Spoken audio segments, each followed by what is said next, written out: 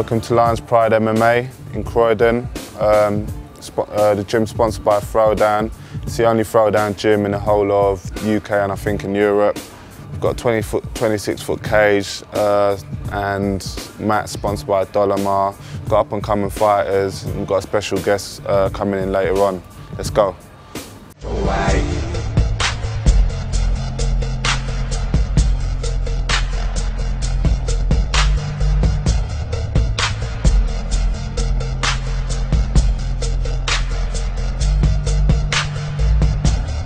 As you can see, it's a big, massive cage.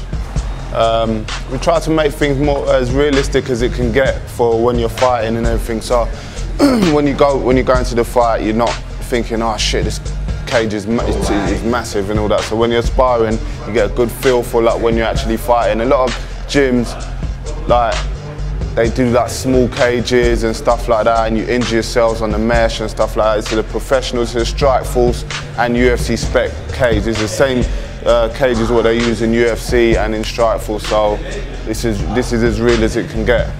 So you can get sets of 2, 3, 4, 5 people sparring in here at any one time. So it's not just like 2 people at a time sparring.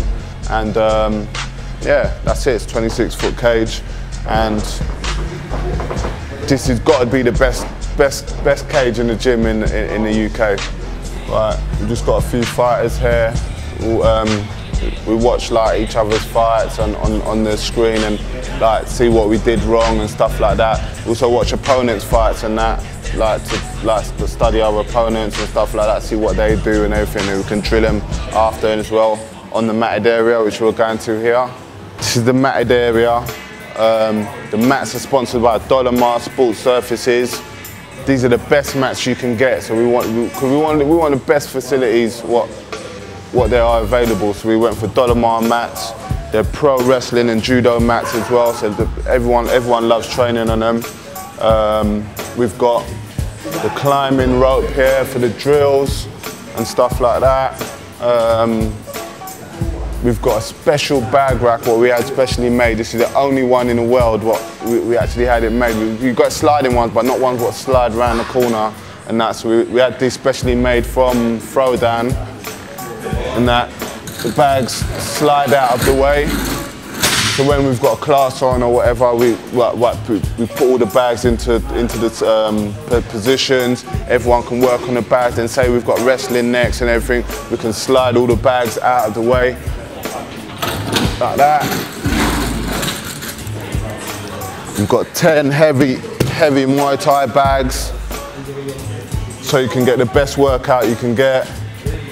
Uppercut and hook bags, knee bags as well. We've got the cage wall as well, coming from this end to that end, so you can get a realistic feel of like being in the cage and stuff like that. Doing drills like off your back and getting up off the cage and stuff like that. So that's about it.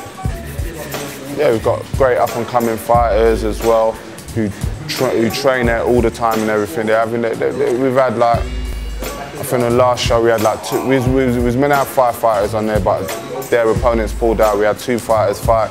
We got all stoppages as well. How we like, and we like to finish fights and that. That's why I like to teach my students and everything, to finish fights and stuff like that.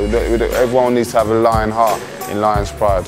Well, it's a thing I've wanted to do since like not long after I started training and that, because I was going from place to place to train. I've got jiu-jitsu here, I've got Thai boxing here, I've got wrestling here, I've got boxing here. So I wanted to have everything in one place, like they do in like other gyms in America or whatever. So I thought like I got the opportunity to be able to do it. A friend approached me and all that, so we did it together. So like the rest is history. That's what we got it done. It's one of my favourite pieces of equipment for like close contact fighting, for like when you're in the clinch, all the dirty stuff. So I use it for uppercuts, hooks, elbows. You can even use them for knees, elbows, all the dirty stuff what you're doing in fighting, but it makes you really sharp. Yeah, the gym's sponsored by Throwdown, obviously, and Throwdown have got their own UFC. They've got like their gyms all over America. And now they've got the UFC gym, Randy Couture's gym, Chuck Liddell's gym, can't remember, they've got a whole list of fighters who fight in the UFC and Strikeforce and wherever, Dream and Bellator, whatever. And this is kind of like their UK-based sort of thing. It's going to be anytime any of their fighters come over here, they're going to be training. They're going to be training over here because it's all like in the same company sort of thing. So yeah, we're going to have a load of fighters coming through here. UFC 138 was coming up, and they approached my manager to sign me for, I think, a 4-fight contract to fight with them. I turned the contract down because it was bad timing. I think me and my manager had to think about it. It was bad timing. I've been off for a year. It would have been like a year and a bit after that. So I wanted to take the contract, but my manager advised me, and we looked at things realistically and that, and we think we'll go with him at a later date.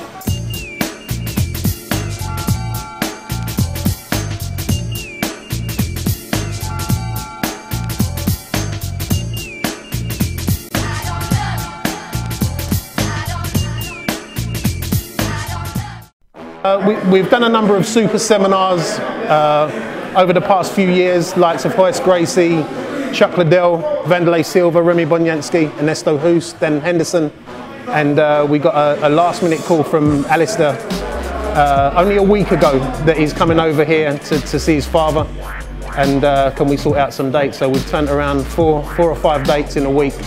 And you know, we've got 20, 30 people on each seminar, you know, in a quick turnaround, so delighted to have him over here. I won't say what we do special, what we do is deliver. You know, I think there's a lot of people within the industry what don't deliver. They know who they are, and they don't do it. When we say we're doing something, we do it. We do what we say and we say what we do. You know, that's a code of honour with Fighters Inc. Why Lions Pride? You know, we know Jimmy, you know, got a lot of faith in Jimi Manuwa with what he's doing. You know, both in and out the cage, and it was where the gym is brand new and it's fresh. It was a great opportunity to bring, you know, a world-class athlete to Lions Pride, you know, and help them along their journey. Okay, as you guys know, and as a lot of people may not know, Fighters Inc. are the promoters of the Senni show. We're back in 2012 at XL London on the 2nd and 3rd of June. And hopefully towards the end of this year, we're going to be rolling out a few more super seminars in the lead up to that show. And again, MMA will be featured heavily at the Senni show. We have a concept called the MMA Weekender, so we'll have a lot of seminars, hopefully a fight night, which will be announced towards the end of this year, beginning of next year at Senni. So at the moment, it's a big promotional push for Senni 2012 XL London. Well, how do I get the Reem? It's it is the Reem, the letters Reem is part of my last name, Overeem. And secondly, the Reem is also this mythical creature with one, what do you call this? One horn. One horn. And yeah, kind of stuck. I kind of liked it, so it was good. Well, the Demolition Man was a nice name, but it's too long for me. I like short, powerful names. So the Reem is short. It's one. How do you say it? One. How do you say it? One syllable. One syllable. So the Reem sounds more powerful than the Demolition Man. And you know, in England and in America they can pronounce it, but in Japan they don't know what you're talking about. And in Holland they also like Demolition Man. They don't get it, you know. So the Reem, short, powerful. Everybody in the world understands it. So that just fits me better, I think. Okay, well, I was actually training for Bigfoot Silva. I just started, relaxed though. And then I learned I suffered, in my last fight, a broken rib. So I was not allowed to train. I was not allowed to compete. The rib, I thought it was bruised, but it took longer than I predicted to recover. So I went to the doctor to check it out, and he felt like, hey, it feels like it's broken. So I got, oh, that's strange, but symptoms of a broken rib and a bruised rib are sort of the same, except that the recovery process is a little bit different. I went to the hospital, made an x-ray, and then yeah, it was proven to be broken. So then I immediately canceled my training. I was not allowed to have any contact for another month because I was broken on a little bit a bad spot, which made the recovery a little bit longer. So I decided to go on a holiday and yeah, visit my dad. My dad lives in Holland. Also my sister lives in Holland. So I was going to go on a family trip, but I haven't seen him for a long time. And yeah, why not do some seminars? I had a lot of requests. I think all in all, I think like 15 or 16 requests for seminars coming from the UK. So yeah, it just seemed to me like a nice thing to do something for my fan base here. And yeah, although it was short notice, you can still see there's a lot of fans, so good. Well, fan reaction on the whole situation with SAFA has been double. I've had a lot of support from the fans. There has also been some critical fans, but everybody who I explain my version of the story to, so everybody who knows all the facts, yeah, shouts out their support for me. So yeah, and for me, I can just tell you my side of the story. I can just say what happened on my side, and yeah, that's basically it. Well, first of all, I have a lot of options. Well, I have a lot of offers coming my way, but I'm in an exclusive negotiation period with UFC because they took over Strikeforce. The Strikeforce is not really, is no longer.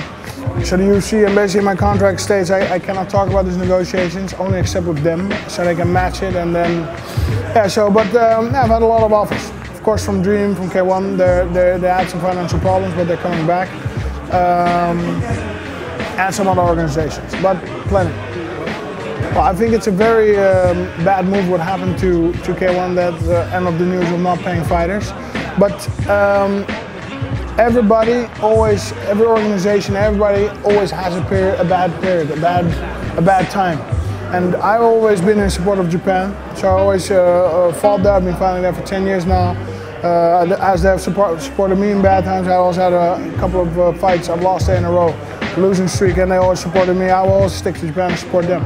I mean, basically what happened was they found some new investors. The company, I believe, has been sold to a new company. They have some powerful investors behind it, and maybe that's just what they needed. Just some restructuring and fresh look at the whole situation. Well, I know that the UK has a lot of MMA schools. I know there's a huge UK fan base, bigger than we have in Holland. And yeah, UFC has come to England, so all these developments, of course, there's going to come some good out of it. In Holland, we have a more traditional K1 fan base. So for me, competing in K1 really was good for the Dutch fans. But yeah, I'm not really familiar with any gyms or any sparring partners from England. I don't really work with English people, even although I was born in England, I have a double nationality. But I don't, yeah, I've just been too busy to travel here and make the connections and then work with English. Ride down with my block constant, heavy metal shit like a rock concert. Me and Ben kick like the block sponsors. Got some new straps, we gon' turn the block bonkers. Raps gonna squeeze, cracks gonna leave, Matt's gonna bleed heavily, back's gonna bleed. Brought to you in association with Seni, the International Combat Sports Show. 2nd and 3rd of June 2012, XL London. Log on, seni2012.com.